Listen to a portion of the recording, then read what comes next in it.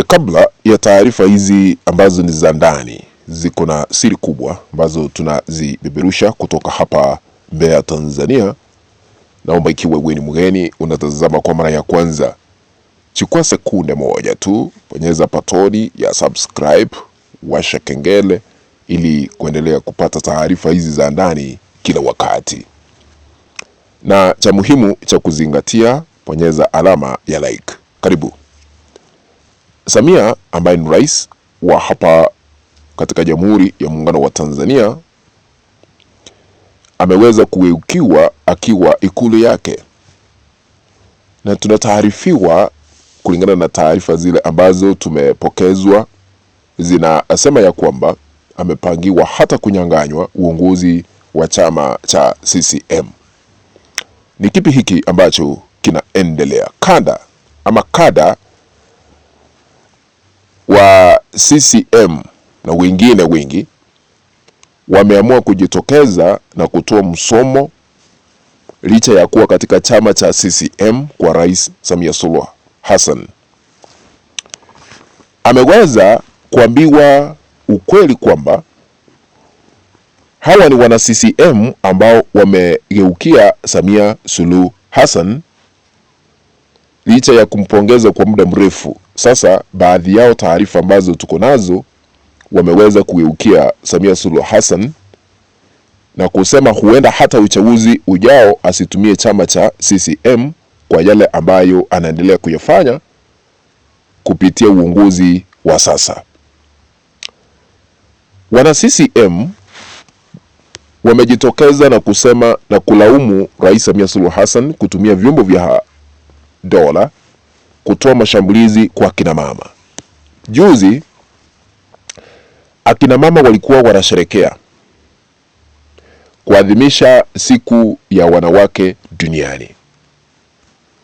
Serikali ya CCM ya Samia Suluhu Hassan iliweza kurusha mabomu kwa wanawake ambao walikuwa kanisani na hawakuwa wamevalia sare za chama cha Chadema. Kama serikali haitaki kuona wanachadema ndio wanakubali kama CCM.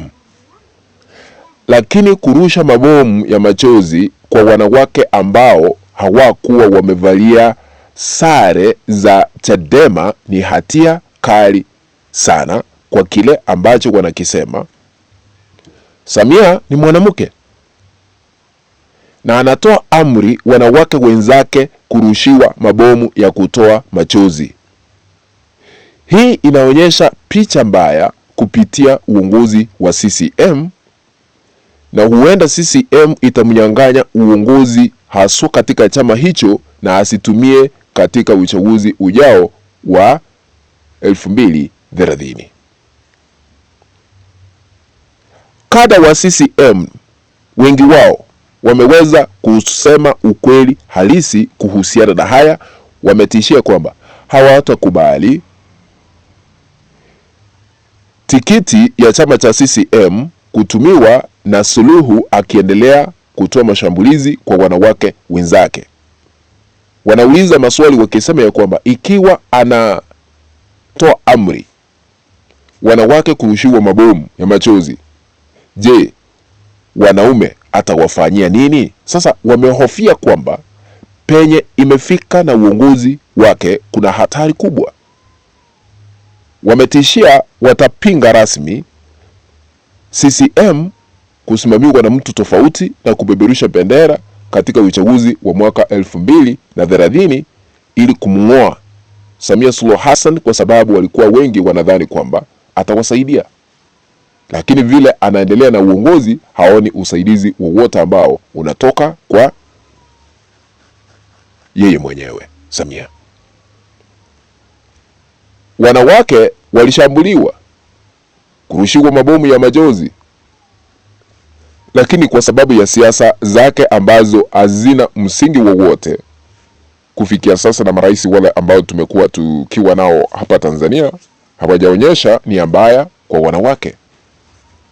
Hawajafanya madhambi baada ya uchaguzi kukamilika, vile madhambi yanaendelea kushuhudiwa katika taifa la Tanzania. Madhambi kama utekaji nyara bado ungalipo ama unaendelea. kukamatwa hapa na pale, ukikosoa serikali, kulaumiwa, kufikishwa mahakamani, yaani masuala ambayo hayana msingi wowote. Na sasa Suluhu Hassan ni kiongozi ambaye hana huruma kufikia sasa.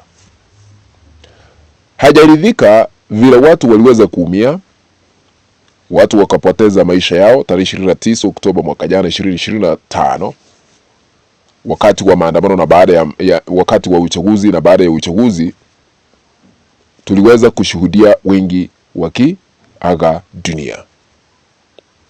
Lakini hayo yanaendelea hata sasa hivi, jambo ambalo limeweza kukasirisha hata wana CCM wakisema amekosea pakubwa. Uongozi wa Samia umeyumba. Uongozi wa Samia umekuwa katika mizani ya kupimwa. Askofu kutoka kanisa lile ambalo liliweza kupokea mabomu kutoka kwa vyombo vya dola kwa kudai kwamba